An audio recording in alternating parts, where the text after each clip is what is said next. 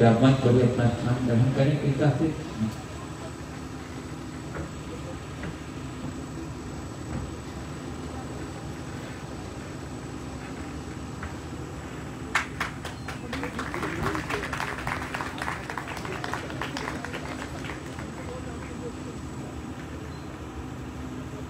बंधुओं, आचार्य श्री के आशीर्वाद से बच्चियों के लिए जो प्रतिभा स्थली पाठशालाएं हमारे देश में चल रही हैं, उनका अब कार्य प्रारंभ होने जा रहा है। कार्यशाला विद्यालय का प्रवेश प्रारंभ होने जा रहा है। अब चतुर्थ क्लास से प्रवेश उसमें मिलेगा। तो आप सबों से अनुरोध है कि आप लोग अपने बच्चियों को संस्कारित करने के उद्देश्य से, सत्शिक्षा के उद्देश्य से प्रतिभा स्थली में अवश्य नामांकन कराएं। वर्ग चतुर्थ काल से चतुर्थ से प्रवेश प्रारंभ है। आप अपने बच्चों को जरूर, बच्चियों को जरूर इसके अंदर में दाखिला दिलाएं। और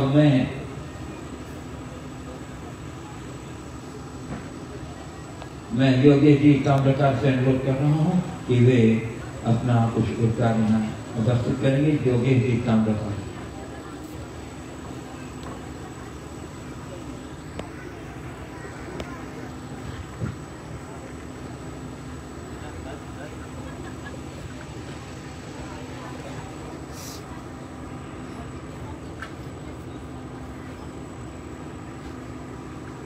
सतना की धरती पर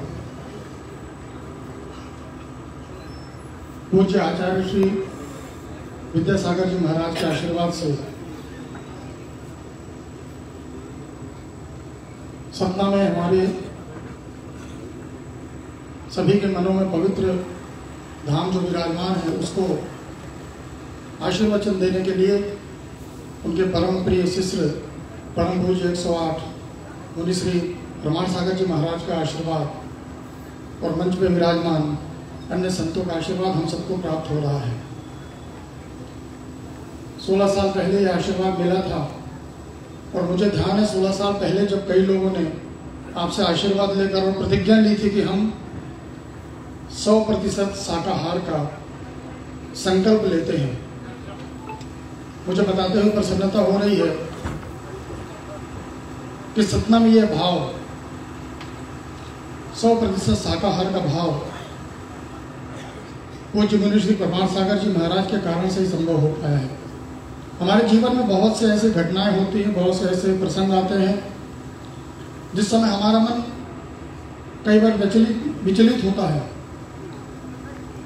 और ऐसे संतों के मुखार बिंदु से जब हम वाणी सुनते हैं, ज्ञान प्राप्त करते हैं, तो हमारे मन के अंदर जितनी भी दुविधा, अंतर्द्वंद होते हैं, वो सभी समाप्त होते हैं और हमारा जीवन आप लोगों के आशीर्वाद से सफल होता है। उसी कड़ी में जिस दिन पूज्य मुनि श्री का यहाँ सतना में प्रवेश हुआ, एक प्रश्न आया था। वह प्रश्न बहुत सरल था, लेकिन उसका पालन करना थोड़ा कठिन था। शंका समाधान में गौशाला में एक सज्जन ने प्रश्न किया, खानपान की वस्तुओं में लाल और हरा निशान रहता है, हम जो साबुन, तेल, शैम्पू लगाते हैं उसमें भी मांसाहार का प्रयोग होता है। इसके लिए आपसे मार्गदर्शन चाहा गया और आपने बहुत सहज सरल शब्दों में समाज के बंधुओं को आदेशित किया कि इसके लिए प्रयास करें और ये वास्तव में उन सभी 100% शाकाहार व्यक्तियों के मानसिक पीड़ा देने वाला विषय है जो साबुन शैम्पू का उपयोग करते हैं, लेकिन उनको पता नहीं रहता कि हम उसमें जो मांसाहार मिला हुआ है उसका भी उसमें उपयोग होता है उत्पादन में। मैं मुनि श्री को वचन देता हूँ, मेरे से जो भी संभव हो सकेगा इस पर प्रयास करूँगा।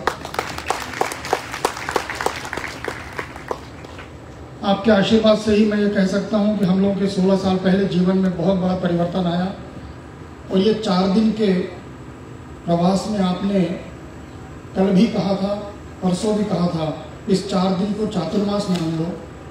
तो हम सभी सौभाग्यशाली हैं कि आप जबलपुर चले गए थे और 17 वाले सभी सौभाग्यशाली हैं कि आप वापस आए। ऐसा ये घटना पहली बार हुई है। 4 दिन जैन समाज के लिए थे, 4 दिन आप लोग बहुत बढ़िया बात की है। मैं मुनीश्री के चरणों में एक निवेदन करना चाहता हूँ। 4 दिन जैन समाज के लिए दिए थे, ऐसा कह रहे हैं। ऐसा ना बुलवाइए कि फिर मुनीश्री कहीं बोली होगा तुम बैठ जाओ। बात ऐसी करनी चाहिए जिसमें पूरा आशीर्वाद मिले।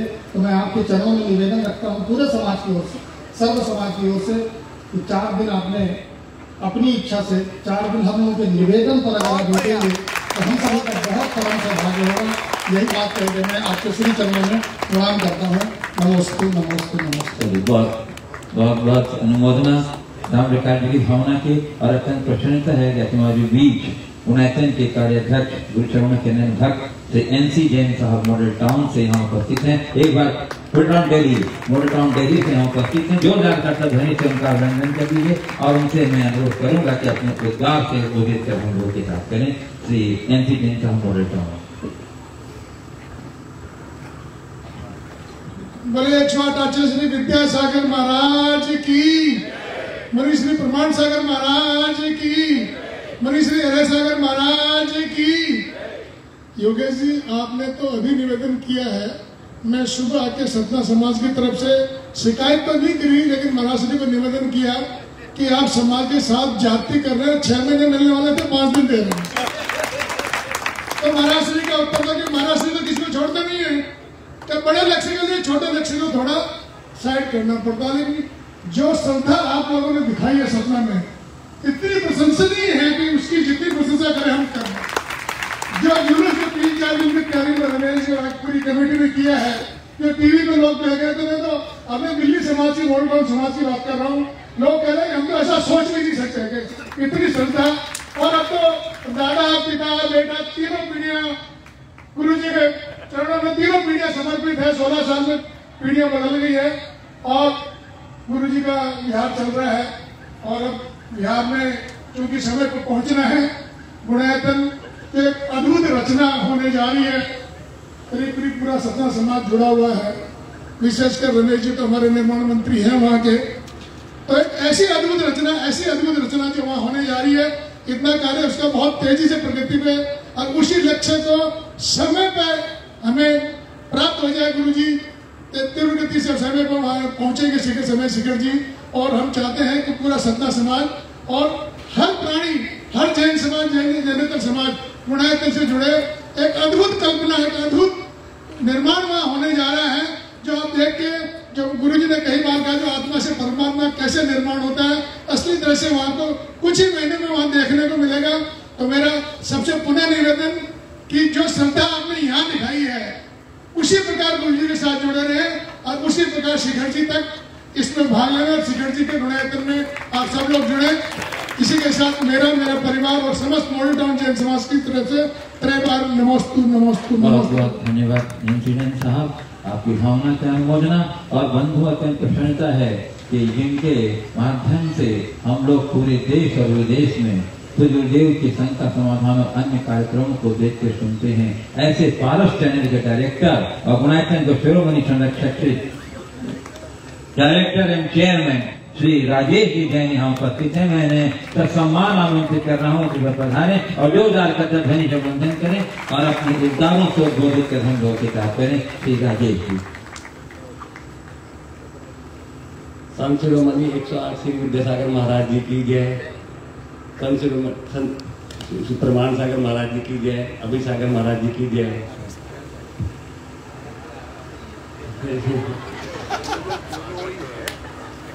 महाराज जी, सपना का सौभाग्य है, हम दिल्ली वाले तो तरसते रह गए।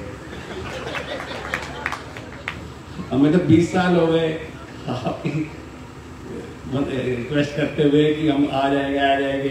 2014 में तो 15 में तो पूरी संभावना बन गई थी कि हम दिल्ली आएंगे। चलो कोई बात नहीं, हम बनारस आप आ जाएंगे, कहीं जाएंगे तो हम जरूर आएंगे। सारे मॉडल वाले बिल्कुल आएंगे, सबके साथ आएंगे। और अगर कोई रास्ता दिल्ली से निकलता हो तो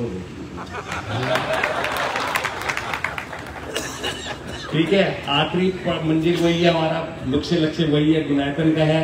लेकिन अगर दिल्ली के भी भाग खुल जाए तो मैं तो यही कहूँगा।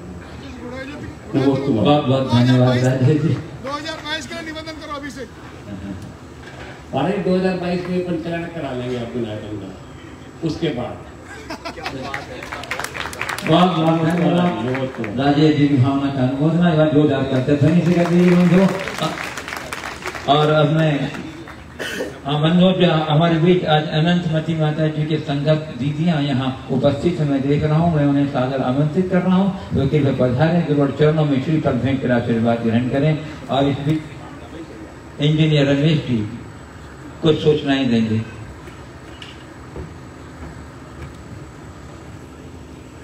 बोले परम पूज्य मुनि श्री प्रमाण सागर जी महाराज जी की।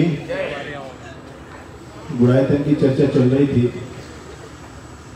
और अभी आदरणीय भाई साहब ने निवेदन किया कि 2022 में जब गुणायतन का पंचकल्याण संपन्न हो जाए तो उसके बाद मुनि श्री विचार कर लेंगे, सतना वाले पीछे थोड़ी रहेंगे।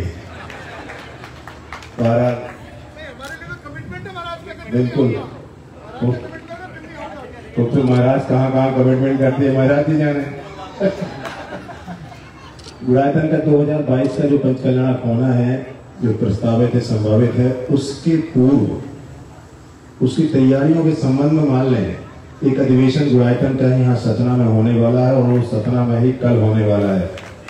क्षेत्रीय अधिवेशन है जिसमें विंध्य से जितने लोग जुड़े हैं, बुंदेलखंड से जितने लोग जुड़े हैं और महाकौशल प्रांत से जितने लोग जुड़े हैं, उन सभी सदस्यों का, उन सभी ट्रस्टीज का यहाँ कल एक अधिवेशन गुणायतन का होने वाला है।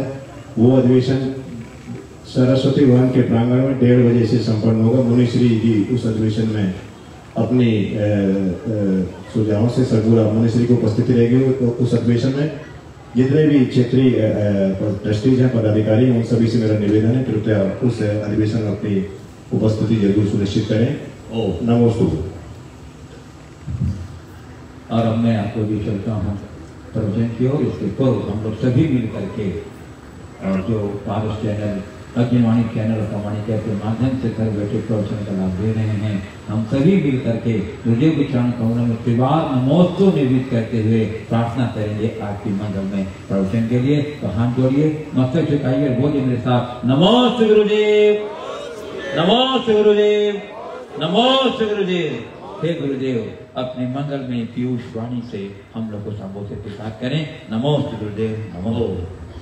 सभी लोग अपने दोनों हाथ जोड़ लें और मेरे साथ महामंत्र के स्मरण के लिए अपना मानस तैयार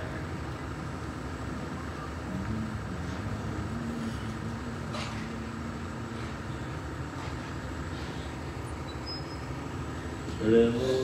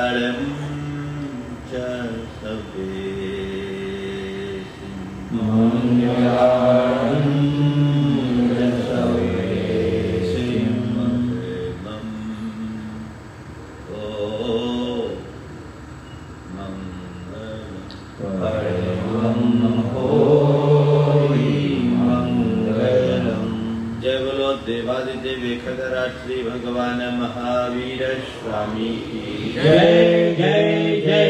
अहिंसा परमो धर्म की जय जय जय। परम पूज आचार्य गुरु श्री विद्यासागर जी महाराज की जय जय जय। बोलिए परम पूज्य 108 मुनिवर्षी प्रमाण सागर जी महाराज की जय जय जय। बोलिए परम पूज्य 108 मुनिवर्षी अरहर सागर जी मुनिराज की जय जय जय। नमोस्तु गुरुदेव नमोस्तु। संसार में जितने भी प्राणी हैं सब किसी न किसी प्रकार से दुखी हैं। सबके अपने अपने दुख हैं और अपना अपना रोना है ना। आज सुबह सुबह भगवान ने हमें संकेत किया कि सतना वाले बड़े श्रद्धालु हैं, उन सबका दुख दूर कर। तो भगवान से मैंने पूछा, भगवान दुख दूर करने का उपाय और बता। तो भगवान ने कहा मैं एक टेक्निक देता हूं, और वो टेक्निक अगर तुम दे दोगे और जो फॉलो कर लेंगे ये जिंदगी में कभी दुखी नहीं होंगे। तो आज मैं प्रवचन करने की जगह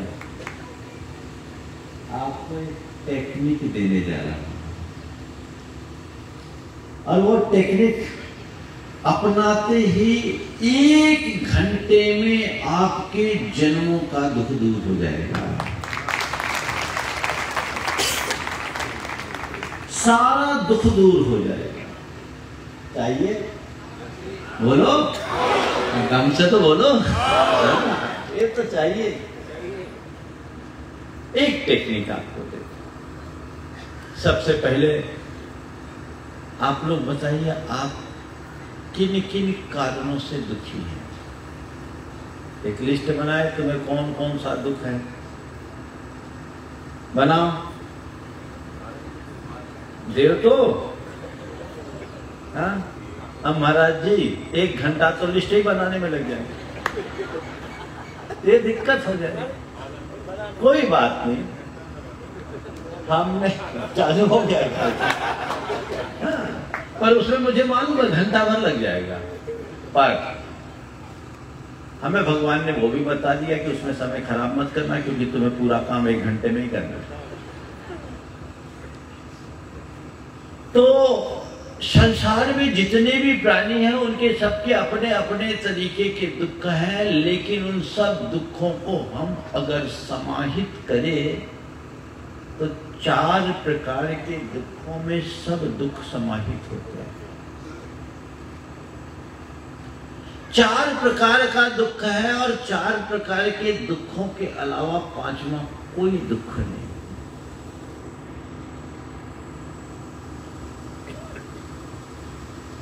वो दुख है अभावजन्य दुख,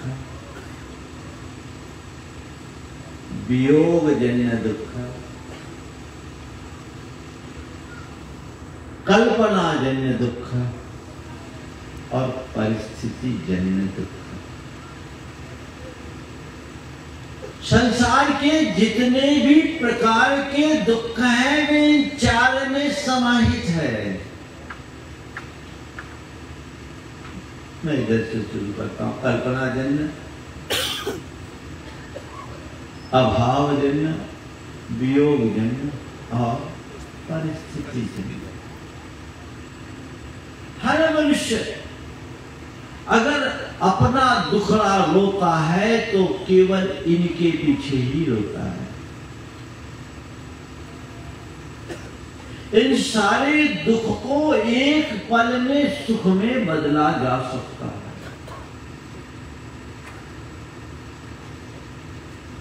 मैं एक सवाल आपसे करता हूं बीच में। कोई आदमी सो रहा हो और सपने में देखता है कि उसके मकान में आग लग गई और वो आग बड़ी तेजी से फैल रही है, आग की लपटें आसमान को छू रही है। धीरे धीरे बढ़ती हुई वो आग पूरे मकान को अपने आगोश में ले ली। उसके कक्ष के दरवाजे जल रहे, पर्दे जल रहे, आंच उस तक आ रही है और वह बिल्कुल बुरी तरह झुलस कर चीख उठा है। मैं आपसे सवाल करता हूं, उस आग को बुझाने के लिए कितने बाल्टी पानी की जरूरत है? उस आग को बुझाने के लिए कितने बाल्टी पानी की जरूरत है? एक बूंद भी नहीं। क्या करना है? केवल उसे झकझोर कर जगाने भर की देर है, आग अपने आप बुझ जाएगी। क्योंकि वो आग सपने की है। बस मैं आपसे केवल इतना कहूंगा, तुम्हारे जीवन में जितने भी प्रकार का दुख है वह दुख नहीं है, तुम्हारे अज्ञान से प्रेरित कल्पना है। अगर जाग जाओ ना तो उन्हीं क्षण तुम्हारे जीवन में सुख आ सकता है। जिस वजह से तुम दुखी होते हो उसी वजह से तुम सुखी हो सकते हो। जिस स्थिति में तुम आंसू बहाते हो उसी स्थिति में मुस्कुराना भी सीख सकते हो। अब एक एक करके मैं चलता हूं। अज्ञान में दुख है और ज्ञान में सुख है, बस यही टेक्निक है। अपने अज्ञान का एहसास कर लो, ज्ञान भाव जगा लो, आग बुझ जाएगी, दुख दूर होगा। शुरुआत करता हूं।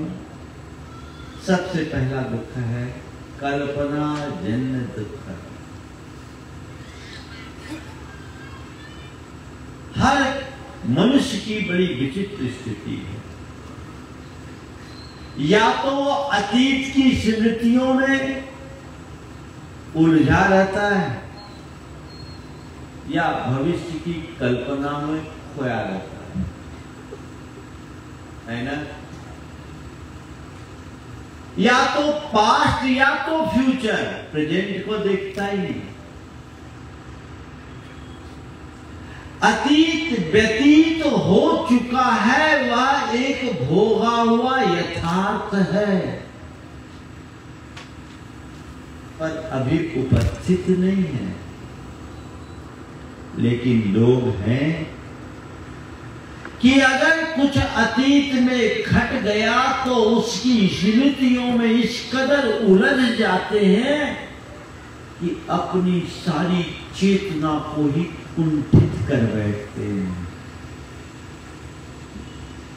जीवन भर दुखी करते हैं। तुम्हारे जीवन में मान लो अतीत में कुछ अघट घटा और तुम उसका बोझ अपने मस्तिष्क में अंकित किए हुए हो, तो जब तक ये बुरी स्मृति तुम्हारे मन मस्तिष्क में हावी होगी तुम्हें रुलाए बिना नहीं रहेगा।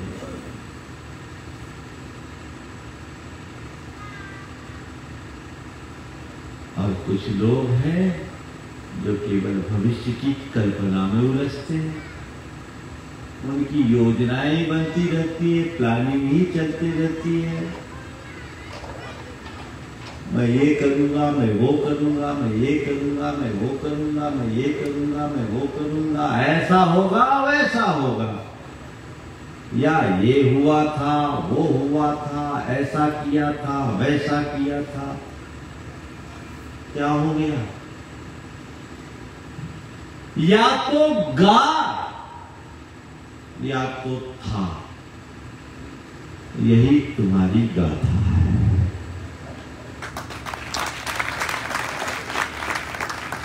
गा और था की गाथा है, तुम्हारे दुखों की गाथा है। अरे भाई, अतीत में यदि कुछ हुआ है तो उसके अनुभवों का लाभ लो और उसकी पुनरावृत्ति न हो सके ये सुनिश्चित करो। पर अतीत का रोना रोने से तो कुछ नहीं होने वाला ना। जो व्यक्ति अपने दिमाग में जितना अधिक स्मृतियों का बोझ रखता है वो उतना दुखी होता है, और जो स्मृति से विस्मृति की ओर बढ़ जाता है वो उतना ही सुखी होता है। अतीत की स्मृति जन दुखों से बचना चाहते हो, जो तुम्हारे मन की कल्पना है नहीं, तो ज्ञान का प्रयोग करो, उस स्मृति को भुलाओ, भूल जाओ। अतीत के अनुभवों का लाभ लो। अनुभव मनुष्य को बहुत आगे बढ़ाते हैं। कई बार कई लोग बड़े टूट जाते हैं। एक युवक, उसने व्यापार किया, नुकसान हुआ, पहली बार किया नुकसान हुआ, दूसरी बार किया नुकसान हुआ, अब वो हिम्मत हार गया। क्या मुझसे कुछ होगा ही नहीं, मेरे भाग्य में है ही नहीं, मैं नुकसान, मुझे 2 बार नुकसान हो गया, मेरे जीवन में केवल विफलता विफलता और विफलता ही है, सफलता कभी है ही नहीं। और वो एकदम मायूसी में आ गया, गहरे अवसाद में फंस गया, और डिप्रेशन इस कदर बढ़ गया कि उसने सुसाइड करने की मानसिकता बदल दी। उसका भाई उसे मेरे पास लेकर आया, बोला महाराज आप कुछ समझाओ, मुझे बहुत डर लगता है कहीं ये कुछ गड़बड़ ना कर बैठे। मैंने उससे बात की, बोला महाराज जी मेरे भाग्य में कुछ है नहीं, मैंने केवल दुख ही दुख देखा है, आज तक मुझे कभी सुख हासिल नहीं हुआ, मैंने ऐसा ऐसा किया, मुझसे कुछ हो नहीं सकता। और रोने लगा। तब मैंने उसे 4-5 ऐसे लोगों के उदाहरण दिए, अब्राहम लिंकन से लेकर मेरे संपर्क में रहने वाले 4-5 लोग, और जिस नगर में रहता था उस नगर के भी एक व्यक्ति थे जिनने अपने जीवन में ढेर सारी विफलताएं पाई।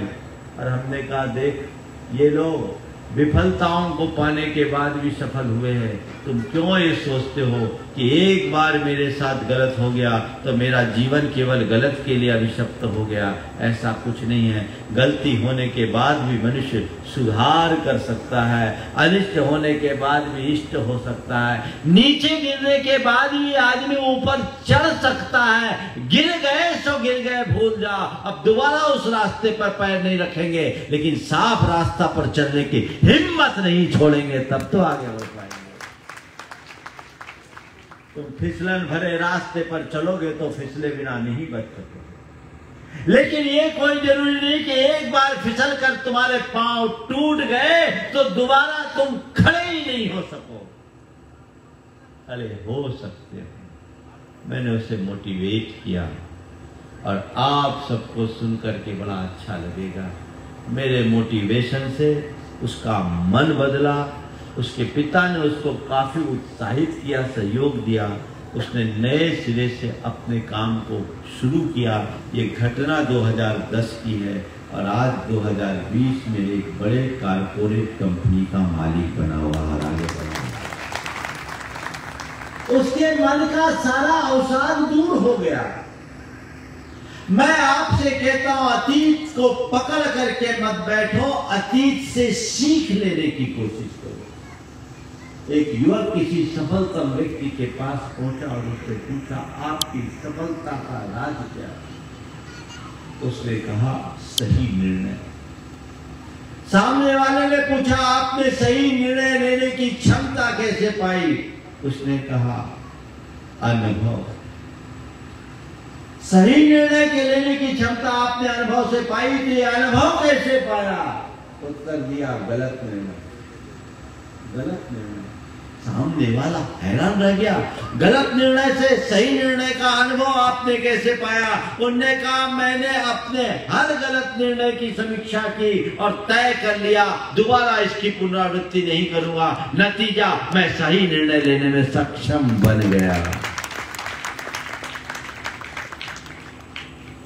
दृष्टि हो, इसलिए सावधानी और सजगता से चलो, कोई भूल ना हो इतनी तत्परता रखो। लेकिन कदाचित कुछ गलती हो जाए तो उसे पकड़ करके मत बैठो, अतीत में मत उलझो। तुमसे किसी ने कुछ गलत कह दिया, भूलते नहीं।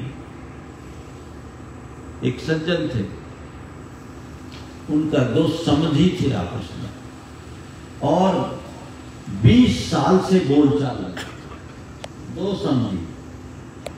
और विडंबना ये कि दोनों समाज के मुख्य धुरी, माने समाज के दो दल थे और दोनों दल के मुखिया वो थे और उनके बीच पूरी समाज की पॉलिटिक्स चलती थी। मेरा प्रवास हुआ, लोगों ने मुझसे कहा, महाराज जी इनको थोड़ा समझा दो तो बहुत अच्छा होगा। संयोग से एक के घर मेरा हाल हुआ, आया।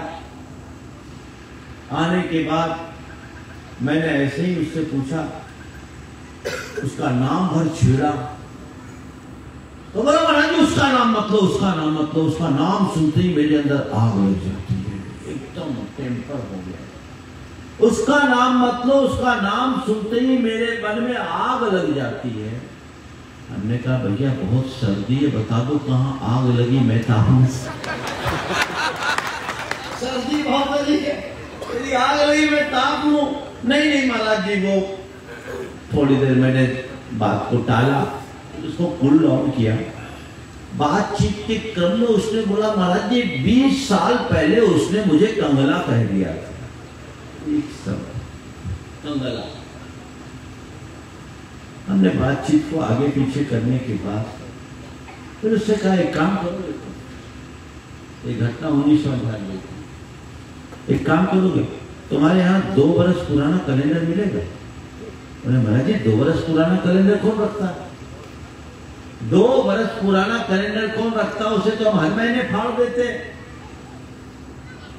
तो मैंने उसे समझाया, भैया तुम अपने घर की दीवार में 2 बरस पुराने कैलेंडर को टांगने के लिए तैयार नहीं हो तो दिमाग में तुम 20 साल पुराने स्मृति के कैलेंडर क्यों टांगे हो?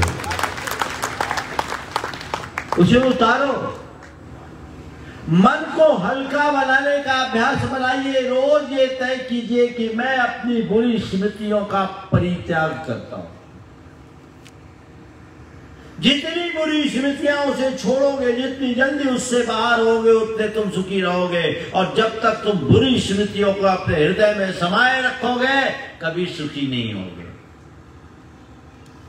इसी प्रकार भविष्य की कल्पनाएं, भविष्य की योजना बनाना बुरी बात नहीं है, लेकिन भविष्य की कल्पना में खो जाने से बुरी कोई बात नहीं है। कल की व्यवस्था बनाना समझदारी है और कल की चिंता में आज को खोना पागलपन है। कल क्या करना है ये प्लानिंग चलेगी, लेकिन कल क्या होगा, कल क्या होगा, कल क्या होगा, इसमें अपनी नींद गंवाना कहां की समझदारी है? आप बताइए क्या मनस्थिति है? आप कल की व्यवस्था की सोचते हो या कल की चिंता में रोते हो? अगर कल की चिंता में खोगे तो रोगे, दुखी बने रहोगे। सतर्क रहो, सावधान रहो, ये समझदारी है, लेकिन मन को शंका से ग्रसित मत करो। कल के विषय में क्या सोचना, एक लाइन हृदय में धार लो, जो कल देगा वो कल की व्यवस्था भी देगा।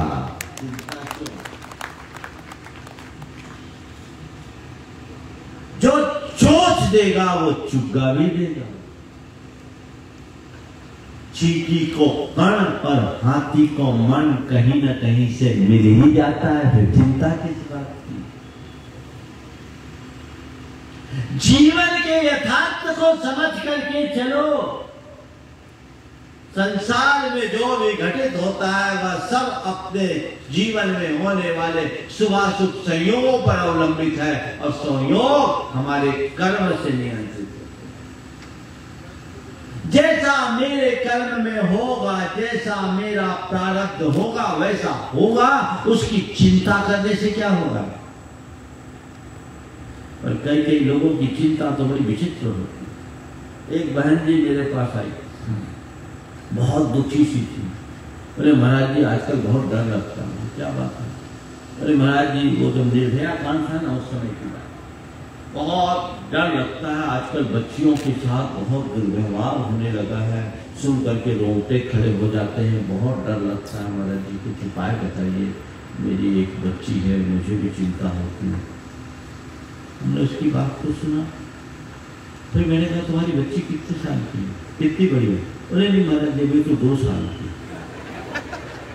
हम बोले 2 साल की बच्ची को लेकर के तुम इतना डर रही हो, इतनी चिंता कर रही हो, तुम क्या करती हो? महाराज मैं तो एमएनसी में जॉब करती हूँ, मल्टीनेशनल कंपनी में जॉब करती हूँ, नोएडा में थी। हम बोले तुम एमएनसी में जॉब करी, तुम्हारे साथ कुछ हुआ? नहीं महाराज हमारे साथ तो नहीं हुआ, पर आज के जमाने का डर लगता है। हमने कहा आज के जमाने से डरने की जगह तुम्हें अपनी बच्ची को इस तरह से तैयार करनी चाहिए कि तुम्हारी बच्ची से लोग खौफ खाए, तुम्हारी बच्ची का कोई बार न कर पाए। चिंता करने से क्या? व्यर्थ की चिंताओं में जी को उलझाओगे तो दुखी रहोगे। और आप अपने मन को टटोलना, इन्हीं बातों में तो उलझता है ना मन। तो क्या करना है? ज्ञान का इस्तेमाल करना है और एक सूत्र आत्मसात करना है। जैसा मेरे कर्म का योग होगा वैसा कुछ घटेगा। मेरे हाथ में प्रयास है, परिणाम में जो हो गया वो हो गया, जो होगा वो अच्छा होगा। इतनी सी समझ अपने मन में जगा लो। 2 लाइनें बोलता हूं, जो होना होगा वही होगा और जो होगा सब सही होगा। इतनी बात दिमाग में रख लो, फिर तुम्हारे मन में कोई कल्पनाजन दुख सताएगा क्या? बोलो बोलो, नहीं ना? तब से फार्मूला लागू करोगे आप। टेक्निक पसंद आ गई? जोरदार तालियां हो जाए। तुम्हारा 25% दुख गया कि नहीं गया? बोलो। हाँ क्यों हो गया? 25% गया ना। अब 25% दुख गया। अब दूसरा दुख है अभावजन्य दुख। अगर लोगों से बातचीत करो, हर मनुष्य अपने जीवन में अभाव और अल्पता का रोना रोता है। मेरे जीवन में ये कमी वो कमी। किसी भी व्यक्ति के पास, चाहे साधारण व्यक्ति हो या धन्ना सेठ,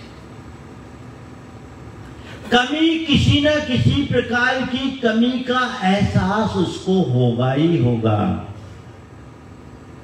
और लोगों को ये लगता है कि जिस चीज का मेरे पास अभाव है उसके कारण मैं दुखी हूं।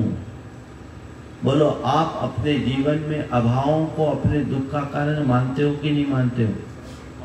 बोलो जोर से। हाँ, अभावों को अपने जीवन में दुख का कारण मानते हैं।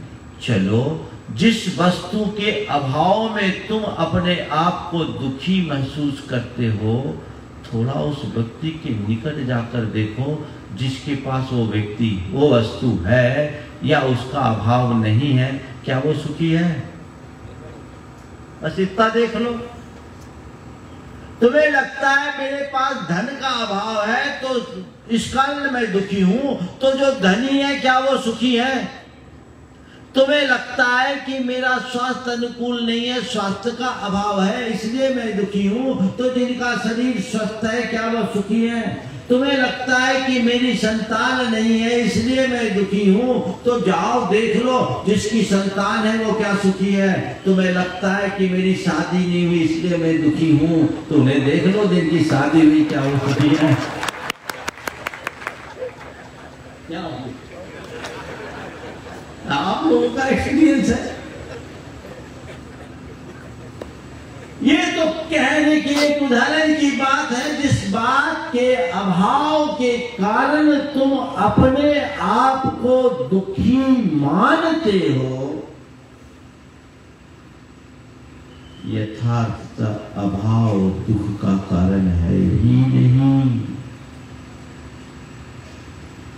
यदि सद्भाव को सुख का कारण और अभाव को दुख का कारण माना जाए तो मालूम है क्या होगा? सबसे ज्यादा दुखी कौन होगा? इस सभा में देखो सबसे ज्यादा अभाव किसके पास है? बोलो, कुछ भी है? एक पीछे और कमांडर के अलावा ये भी किसी काम के नहीं तुम लोगों है क्या? बोलो। तुम तो ऊपर से नीचे तक लदे हुए हो, जेल में भी ठूसे हुए हो और घरों में भी भला पड़ा है ना? हमारे पास क्या है? बोलो। सब कुछ है। इन्हें बोलने दो, क्या है हमारे पास? अभाव है कि नहीं? बोलो। जिन चीजों के अभाव के पीछे तुम दुखी होते हो उनमें से हमारे पास कुछ है? तो अगर अभाव को दुख का कारण मानो तो मुझसे बड़ा अभाव किसी के पास है? तो मुझे तुम दुखी मानते हो या सुखी? हाँ, परम सुखी। तो फिर ये क्यों कहते हो कि अभाव के कारण हम दुखी हैं? व्याप्ति तो सही बननी चाहिए। अगर अभाव दुख का कारण है तो हमें दुखी होना चाहिए और तुम्हें सुखी रहना चाहिए। और तुम ही उल्टा बोल रहे हो, महाराज हम लोग दुखी हैं और आप सुखी नहीं, परम सुखी हैं। तो ये उल्टी गणित कहां से, उल्टा गणित कहां से? बोलो। बात समझ में आ रही है? इसी में ही जीवन का निचोड़ है। ध्यान रखना, न तो सद्भाव सुख का कारण है, न अभाव दुख का कारण है। सच्चे अर्थों में देखा जाए तो अभाव की अनुभूति ही हमें दुखी बनाती है। अभाव का अनुभव करोगे दुखी होगे। अभी मेरे पास कुछ नहीं है, मुझे कोई फिक्र नहीं, मैं अपने में मगन हूं, मस्त हूं। लेकिन जिस दिन मुझे अभाव का एहसास होने लगेगा उसी पर मैं दुखी होने लगूंगा। पर मुझे न मेरे अभाव का एहसास होता है, न तुम्हारे सद्भाव का एहसास होता है।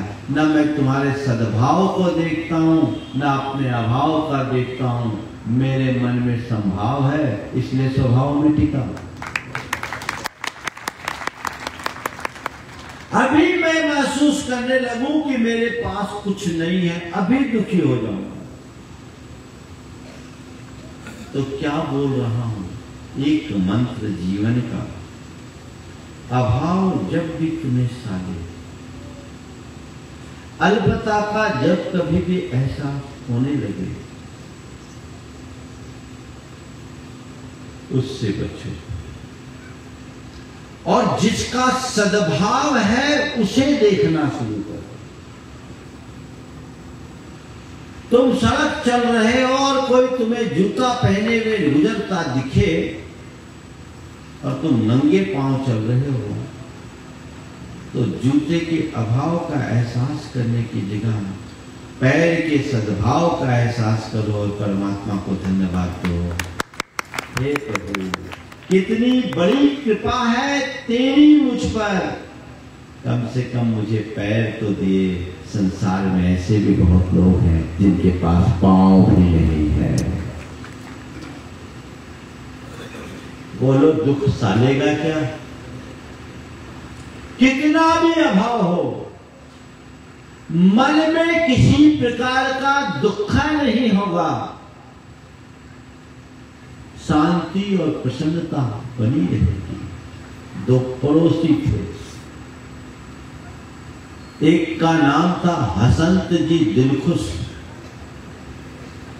और दूसरे का नाम था रुदंत जी आंसुआ। दोनों पड़ोसी थे, हसंत जी दिलखुश और रुदंत जी आंसुआ। रुदंत जी आंसुवाल आंसू ही बहाते रहते थे। उनके यहां कोई अगर योग से पहुंच जाए तो अपना रोना रोना शुरू कर देते। अजी क्या करूं जी, आज सवेरे नींद समय पर नहीं खुली, क्या करूं जी, आज पेट साफ नहीं हुआ, क्या कहूं जी, पत्नी ने आज समय पर चाय नहीं दिया, क्या कहूं जी, आज भोजन में स्वाद नहीं था, अरे क्या कहूं जी, आज तो धंधा ही मंदा पड़ गया है। अब ऐसी बातें कौन सुनने आए? कोई उसके पास भटकना न चाहे, दूर से ही किनारा काटे। लेकिन हसंत जी दिलखुश बड़े जिंदा दिल व्यक्ति, रोता हुआ व्यक्ति आए उसे हंसता हुआ गुजारे, हंसा के बाहर करे।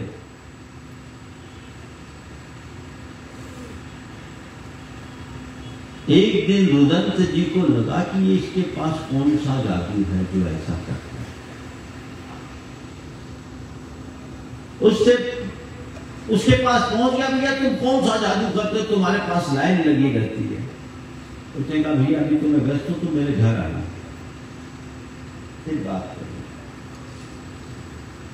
अगले दिन छुट्टी का दिन था, वो उसके घर गया। घर गया तो देखता क्या है, 2 कमरे का छोटा सा मकान है। उसके गोद में उसका 12 साल का पुत्र लेटा हुआ है, सिर पर बाम मल रहा। जैसे ही रुदंत जी पहुंचे, हसंत जी ने उनका आत्मीय स्वागत किया, फिर उसे चाय पीने के लिए अनुरोध किया। मैं चाय बना के आता हूँ। सामने वाले को आश्चर्य हो, बोले क्या चाय भी आप अपने हाथ से बनाए? बोले इसमें क्या बात है, बोले घर में और कोई नहीं, बोले इसकी माँ है, वो पागल है, भीतर के कमरे में लेटी है। अच्छा, और कौन है घर में? बोले ये बेटा है, इसको बुखार है, और इसका बड़ा भाई है, वो आवारा है, अभी बाहर घूम रहा होगा, थोड़ी देर बाद आएगा, खाना खा के चला जाएगा। तो क्या घर का काम आप ही करते थे? हाँ, इसमें क्या बुराई है, मैं करता हूं, सब काम मैं खुद करता हूं। अब सामने वाले को बड़ा आश्चर्य हुआ, इतनी विपरीत परिस्थितियों के होने के बाद भी आप इतने खुश कैसे रहे? पत्नी पागल, बेटा आवारा, घर का काम खुद करना, और एक दूसरा बेटा भी बीमार है। ऐसी स्थिति में भी आप इतने खुश कैसे रहते हो? तो उसने कहा भैया मैं ज्यादा कुछ नहीं जानता, मैं केवल इतना ही जानता हूं कि हर हाल में जो जैसा है उसे सहज भाव से स्वीकार करना और संतुष्ट होकर के जीना, यही मेरे जीने का मंत्र है। मैं अपने जीवन में अभावों का रोना नहीं रोता, जो है उसका सत्कार करता हूं। मैं सोचता हूं मेरी पत्नी पागल है तो क्या हुआ, कम से कम चिल्लाती तो नहीं। बहुतों के यहाँ ऐसे भी पागल हैं जो चिल्ला चिल्ला करके पूरे मोहल्ले की नींद हराम कर देते हैं। मेरा बेटा आवारा है, मैं उसे ध्यान नहीं दे पाया, इसलिए थोड़ा सा वैसा हो गया। पर मैं सोचता हूँ आवारा है तो क्या हुआ, अपराधी तो नहीं, कहीं अपराधी हो गया होता तो क्या होता। अब घर का काम करते समय मैं यही सोचता हूँ कि चलो इस बहाने मेरे शरीर का व्यायाम हो जाता है, इससे अच्छा मौका और क्या होगा। जिस व्यक्ति की ऐसी सोच होगी क्या वो कभी दुखी होगा? तो अभाव दुख का कारण है या अभाव का एहसास? बोलो। हाँ, अभाव का एहसास है ना। अब क्या करोगे, अभाव का एहसास करोगे या सद्भाव का मूल्यांकन? हाँ, तुम अब किसको देखोगे, जो तुम्हारे पास है उसे या जो तुम्हारे पड़ोसी के पास है उसे? हाँ, बोलो जोर से। तो अब हो गया ना, अब उसे ही देखना जो तुम्हारे पास है ना। अपनी 1000 रुपए की साड़ी है तो उसमें खुश रहना, पड़ोसन की 5000 की साड़ी देखकर जी मत दुखाना। बड़ा गड़बड़ हो जाता है कभी कभी। पति घर आया और पत्नी झल्लाई, बोले बहुत हो गया, अब सहन नहीं हो सकता, आप कुछ करिए। क्या हो गया, क्या सहन नहीं होता? बोले बहुत हो गया, मैं अपनी सहेलियों के पास जाती हूँ ना तो आंखें नहीं मिला पाती। अपना ये फ्लैट 5000 रुपये महीने वाला है, हमारी सारी सहेलियाँ 10,000 रुपये महीने वाले फ्लैट में रहती हैं। मैं आप क्या बताऊँ, उनके पास मिलती हूँ तो बड़ी इंफीरियरिटी फील होती है, मुझसे रहा नहीं जाता। आप कुछ करो भाई, ठीक है, अपना फ्लैट अच्छा, अपनी कमाई ऐसी है, अच्छी है अपने लिए, ठीक, कुछ भी हो, आप चाहे जैसे कमाई बढ़ाओ, पर मैं इस फ्लैट में नहीं रहूंगी। अब पति बेचारा क्या करे, अब जिसकी घरवाली ऐसी वो बेचारा ही है, और क्या उपाय। ठीक है, 3 दिन बाद वो आया अपने दफ्तर से लौटते हुए, कहा अजी सुनती हो? बोले क्या? बोले भगवान ने तुम्हारी सुन ली। सुनती हो क्या? भगवान ने तुम्हारी सुन ली। क्या हम 10,000 रुपये महीने वाले फ्लैट में जा रहे हैं? बोले नहीं, मकान मालिक ने इसी का किराया 10,000 कर दिया।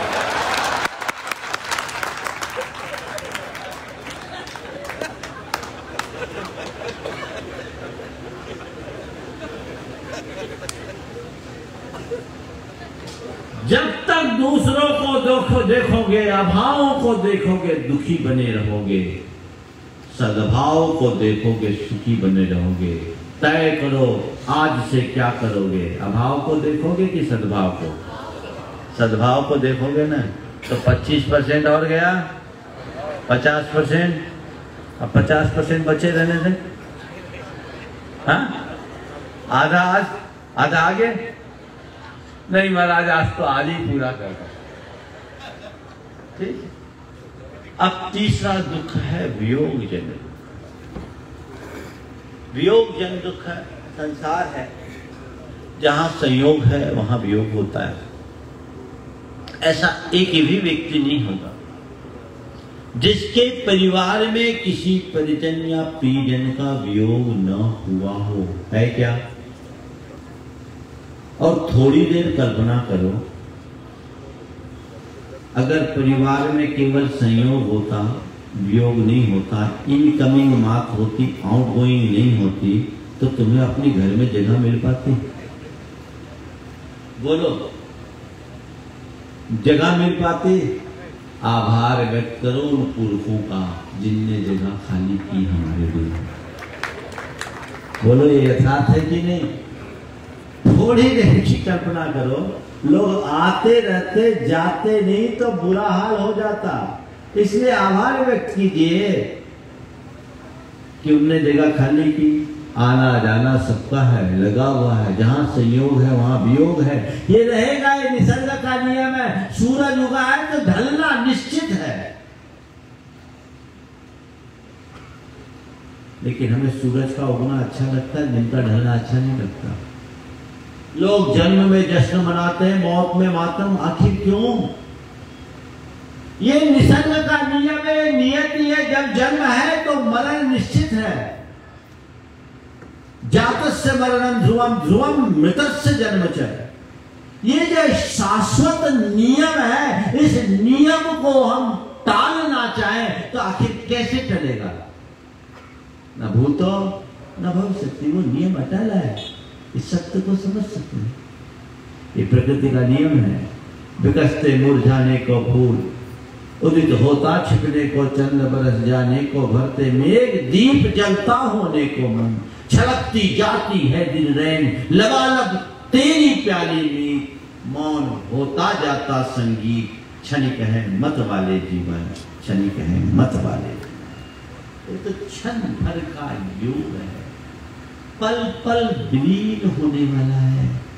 ऐसी स्थितियों में यदि तुम इस सत्य को स्वीकार कर लो तो तुम्हारा मन बड़े से बड़े दुख को सहने में समर्थ होगा, और यदि स्वीकार नहीं कर पाओ तो साधारण से झटके को भी नहीं सह पाओगे। अभी कोविड के इस प्रकोप में अनेक लोग अकाल में काल कवलित हुए, बहुतों को अपने प्रिय और परिजनों को खोना पड़ा। जिन्होंने इसे स्वीकार कर लिया वे आज ठीक बने हुए हैं, और जो इसे स्वीकार नहीं कर पाए आज भी आंसू बहा रहे हैं। रोज होता है, सत्य को स्वीकार करने वाला कभी दुखी नहीं होता, और इस यथार्थ को इनकार करने वाला कभी सुखी नहीं। मेरे संपर्क में बहन जी जिन्होंने 32 वर्ष की उम्र में अपने पति को खोया, उस समय उनका बेटा 4 साल का, वज्राघात दुर्घटना में पति की मृत्यु हुई, पर उस बहन ने तत्व ज्ञान के बल पर अपने आप को संभाला। लोग आए, उन्होंने कहा देखिए अब मेरे पति यहाँ से चले गए, जाना तो एक दिन था ही, हमने बचपन से ये सुना है राजा राणा छत्रपति हातिम के अतवार, और मरना सबको एक दिन अपनी अपनी बात। उनको जाना था, वो चले गए। मैं यही मानती हूं कि मेरा और उनका नियोग इतने ही दिन का था। वे चले गए, अब इसकी भरपाई कोई नहीं कर सकता। बस इस घटना को मैं एक चुनौती के रूप में देखती हूँ। बस मुझे ऐसा लगता है कि मेरे ऊपर अब दोहरी जिम्मेदारी आ गई है, मुझे अपने बेटे के लिए माँ के साथ साथ पिता का भी प्यार देना होगा, संभालना। और उस महिला ने अपना पूरा कारोबार भी संभाला और बेटे का पालन पोषण करके उसे आगे बढ़ाया। इतनी बड़ी विपदा को झेला, इसके बल पर, सत्य के श्रद्धान के बल पर, तत्व के ज्ञान के बल पर। और वहीं उसी शहर में एक दूसरा व्यक्ति जिसकी धर्मपत्नी 60 वर्ष की उम्र में घर से कूदकर आत्महत्या कर ली। पति डिप्रेशन में, पति डिप्रेशन में। घटना घटी, एक ने स्वीकार किया तो अपने आप में स्थिरता बनाए रखा, और दूसरे ने स्वीकार नहीं किया, टूट गया। बस एक सिद्धांत बना लो कि जीवन सुख दुख, जीवन मरण, संयोग वियोग सब विधि के हाथ है क्या तुम्हारे हाथ? फिर क्यों रोते हो, क्यों आंसू बहाते हो? संयोग वियोग में है, सर्वे संयोगा विप्रयोगांता। इस सत्य को अंदर से स्वीकार कर लो, जीवन बदल जाएगा। फिर रोने धोने का कोई काम ही नहीं। मैं ये नहीं कहता कि तुम निष्ठुर बन जाओ, मैं ये कहता हूं कि तुम मोही मत बनो। प्रेमी बनो, मोही नहीं। प्रेमी व्यक्ति स्नेह बांटता है, हिल मिलकर रहता है, एक दूसरे का साथ निभाता है। लेकिन मोही व्यक्ति केवल अपने स्वार्थ का अनुबंध पूरा करता है और केवल आंसू बहाता है। अंदर से मजबूत बनो।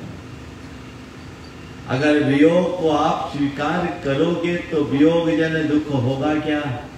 बोलो, नहीं होगा ना। अब आज से क्या करोगे? मैं नहीं चाहता कि किसी का वियोग हो, भगवान न करे वियोग हो, पर वियोग और संयोग तो लगा ही हुआ है, किसी के हाथ में नहीं है ना। अब वियोग होगा तो तुम क्या करोगे? बोलो। कहते ठंडे हो गए। महाराज ये अशुभ बात मत करो, है ना। अरे संयोग वियोग तो है, और कोई का नहीं, महाराज का तो वियोग होने वाला है ना। अब वियोग में क्या करोगे? बोलो। बोलती सी बंद हो गई, बोलो तो। जब वियोग हो तो उसे सहज रूप से स्वीकार करेंगे, उसे नियति की परिणति मानकर स्वीकार करेंगे। करोगे? बोलो जोर से। तो 75% दुख चला गया, चला गया ना। बोलो तो।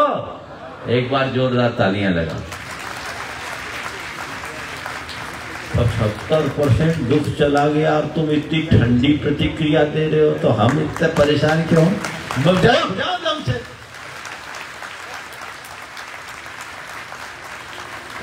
और जोर से देखे थोड़ा, ये तो आनंद है।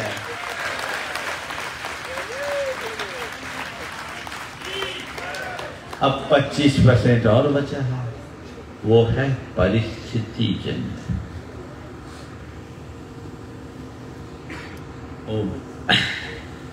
परिस्थिति जन्य दुख। प्रायः लोग अपनी परिस्थितियों का रोना रोते हैं। किसी से बात करो, अधिक क्या करूं, परिस्थिति ठीक नहीं है, बिजनेस ठीक नहीं चल रहा है।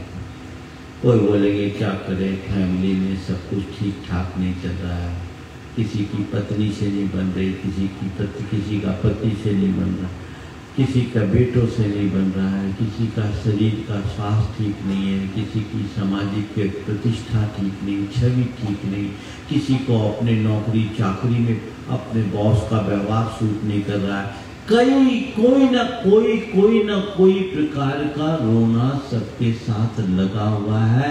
हर कोई अपनी परिस्थिति का रोना रोता है ना। ध्यान रखना, संसार में ऐसा एक भी व्यक्ति नहीं है जिसके पास सब प्रकार की अनुकूलता होगी।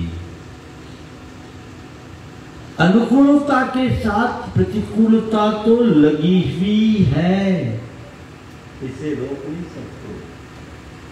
उजाला है तो अंधेरा भी है, दिन है तो रात भी है, फूल है तो कांटे भी है, और सोना है तो धूल भी है।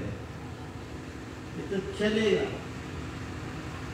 अनुकूलता प्रतिकूलता है लगी हुई है। तुम अपनी परिस्थितियों का रोना रोगे तो परिस्थितियां थोड़ी बदलेगी।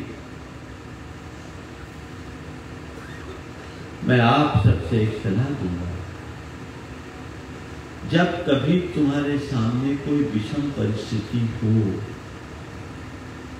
तो पहले ये देखो इस परिस्थिति को बदलना मेरे हाथ में है या नहीं। अगर बदलना हाथ में तो बदल लो। तुम यहां बैठे, तुम्हें ठंड लग रही है और ठिठुरन हो रही है, तो देखो सामने धूप है, उठो और धूप में जाके बैठ जाओ, ठिठुरन खत्म। लेकिन तुम्हें लग रहा है कि ठंड तेज है और बाहर घने बादल है, उस पर से कोहरा गिर रहा है, तो तुम्हारे पास कोई उपाय है? तो भैया ही कम से कम पंडाल के नीचे यही ठीक है ना, उससे तो बेहतर है ना। तो मैं आप सबसे कहना चाहता हूं, जब कभी भी आपके सामने कोई विषम परिस्थिति आकर खड़ी हो, पहली कोशिश करो कि उस परिस्थिति को बदलने की संभावना है तो बदल दो। और यदि तुम्हें ऐसा लगता है कि इस परिस्थिति को बदल पाना असंभव है, तो परिस्थिति को न बदल सको तो अपनी मनस्थिति को बदल दो, जीवन बदल जाए। परिस्थिति को बदलना हमारे हाथ में नहीं है, पर मनस्थिति हमारी, उसे बदलना तो हमारे हाथ में है।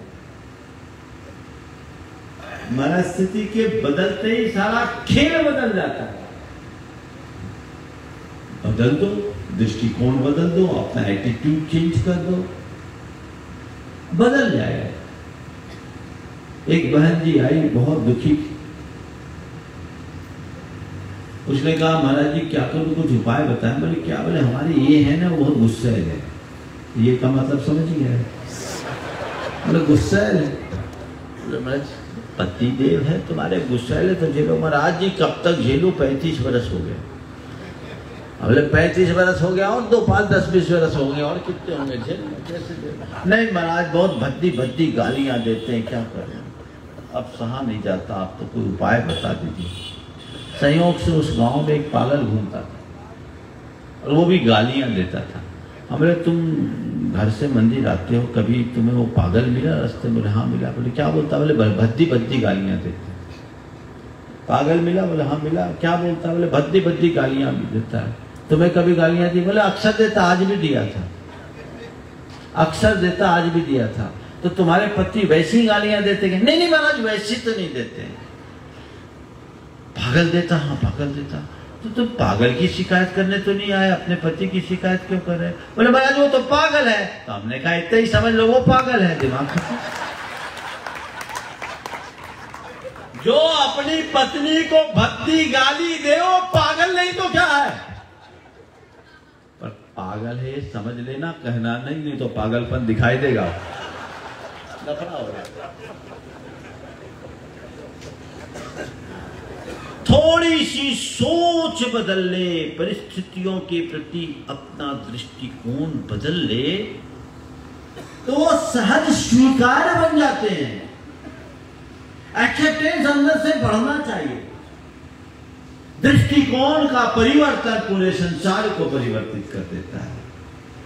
हमें अपने एटीट्यूड को कैसे चेंज करें उसकी चर्चा कल करूंगा, पर अब आपको सूत्र तो मैंने दे दिया। क्या बदलना, परिस्थिति या मनस्थिति? हाँ, तो अब मनस्थिति बदलोगे कि नहीं? अब तो नहीं रहोगे कि महाराज 4 ही दिन रुक रहे हैं। अब आप मनस्थिति बनाए तो, हालांकि कोई पता नहीं आपका भाग्य बढ़ जाए तो कुछ बढ़ भी सकता है। हम तो संकल्पित तो होते हैं। महाराज आप तो लालीपाप दे रहे हो, लालीपाप नहीं दे रहे, आज आपका दुख दूर कर रहे हैं। संयोग जैसा बन जाए वैसा बन जाए। मनुष्य को अपने जीवन में सहजता अपना करके चलनी चाहिए, उसी में जीवन का आनंद है। तो वे सूत्र है, परिस्थिति नहीं मनस्थिति बदलना है। जो है सहज भाव से स्वीकार करो। तो बोलो अब परिस्थिति जन दुख रहेगा क्या? नहीं रहेगा ना। तो 25% और गए, 100% चले गए। बजाओ ताली, जम के बजाओ, पूरा दुख चला गया, खुल के हंसो, आनंद बस इतनी सी ही बात है। यदि हमने इसे आत्मसात कर लिया तो जीवन का काया पलट होगा। छोटी छोटी बातें भी जीवन में बहुत बड़ा काम कर देती है। समय आप सबका हो गया है। आज मध्याह्न में फिर बैठेंगे, कल भी बैठेंगे। कल मैं आपसे बात करूंगा विषम परिस्थितियों का सामना कैसे करें। ये हर मनुष्य के सामने एक बड़ी चुनौती है और इनके कारण अंदर से लोग टूटते हैं। हम उनका सामना करके अपने जीवन को कैसे आगे बढ़ाएं, इस संदर्भ में कल चर्चा करूंगा। शंका समाधान में आप सब ठीक समय पर आएंगे। हम 3 बजे आएंगे, 3:15 बजे से शंका समाधान का कार्यक्रम प्रारंभ होगा। आप लोग पहले से आ जाइएगा। मंगल भावना की 4 पंक्तियों के साथ विराम लेंगे। मंगल मंगल होए जगत में सब मंगलमय हो। मंगल होए जगत में सब मंगलमय हो। इस धरती के हर प्राणी का मन मंगलमय हो। इस धरती के हर प्राणी का मन मंगलमय हो। मंगलमय हो प्रात हमारा, रात सुमंगल हो। मंगलमय हो प्रात हमारा, रात सुमंगल हो। जीवन के हर पल हर क्षण की बात सुमंगल हो। जीवन के हर पल हर क्षण की बात सुमंगल हो। घर घर में मंगल छा जाए जन जन मंगल हो। घर घर में मंगल छा जावे जन जन मंगल हो। धरती का कण कण पावन ओ मंगलमय हो। इस धरती का कण कण पावन ओ मंगलमय हो। मंगल मंगल होए जगत में सब मंगलमय हो। मंगल मंगल होए जगत में सब मंगलमय हो। इस धरती के हर प्राणी का मन मंगलमय हो। इस धरती के हर प्राणी का मन मंगलमय हो। जय बोलो परम पूज्य आचार्य गुरुवर श्री विद्यासागर जी महाराज जी। जय बोली परम श्री प्रमाण सागर जी महाराज की। यूनिवर्सिटी अरहत सागर जी महाराज की। बंधुओं, तो गुरुदेव के मंगल में प्रवचन मानव को परिष्कृत और संतृप्त करने वाले होते हैं। गुरुदेव के प्रवचनों के साहित्य बाहर स्टॉल पर उपलब्ध हैं। आपसे अनुरोध है कि आप अवश्य उन्हें लें और अपने बच्चों को, अपने परिवारों को, इष्ट मित्रों को दें। हमारे लिए बहुत उपयोगी होंगे। इसलिए आप बाहर में स्टॉल पर जाकर और बंधुओं, और प्रतिदिन प्रवचन का प्रसारण जनवाणी चैनल और प्रमाणिक ऐप के माध्यम से 8:50 पर प्रारंभ हो जाता है। आप घर बैठे भी इसका आनंद ले सकते हैं। संत समाधान कार्यक्रम आज 3:15 से यहाँ पर होगा। गुरुदेव 3 बजे पधार जाएंगे। आप 3 बजे के पूर्व अपनी प्रश्न की पर्चियां नाम से समाज तक प्रेषित कर देंगे ताकि हम उसे व्यवस्थित रहे। अब जिनवाणी स्तुति के साथ हम लोग विराम लेंगे। हे जिनवाणी भारती तो ही जपो दिन रे। जो तेरा शरणा गए सो पावे सुख चैन। या वाणी के ज्ञान के सूर्य लोकालोक सोवाणी मस्तक नमो सदा देत हूँ दो, सदा देत हूँ दो। 9 बार नमोकार मंत्र अपने अपने भगवान का जाप करें।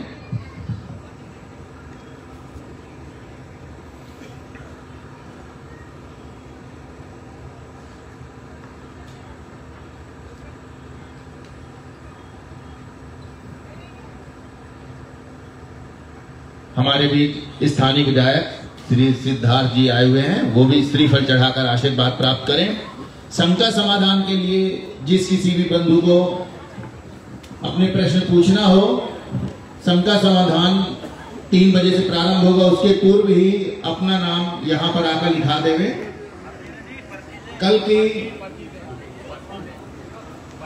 पर्ची देंगे सभी। कल के मांगलिक प्रवचन विषम परिस्थितियों का सम्मान, विषम परिस्थितियों का सामना कैसे करें, पूज्य मुनि श्री प्रमाण सागर महाराज जी के मांगलिक प्रवचन होंगे। कैमोर से भी हमारे बीच महिला मंडल आया हुआ है, वो आए और पूज्य मुनि श्री का आशीर्वाद प्राप्त करें। पूज्य मुनि श्री यहाँ से मंदिर जी के लिए प्रस्थान कर रहे हैं। मेरा निवेदन है, कृपया इस गैलरी में जैसे ही मुनि श्री जाते हैं आप लोग चरण स्पर्श करने की कोशिश न करें। व्यवधान होता है एकदम से।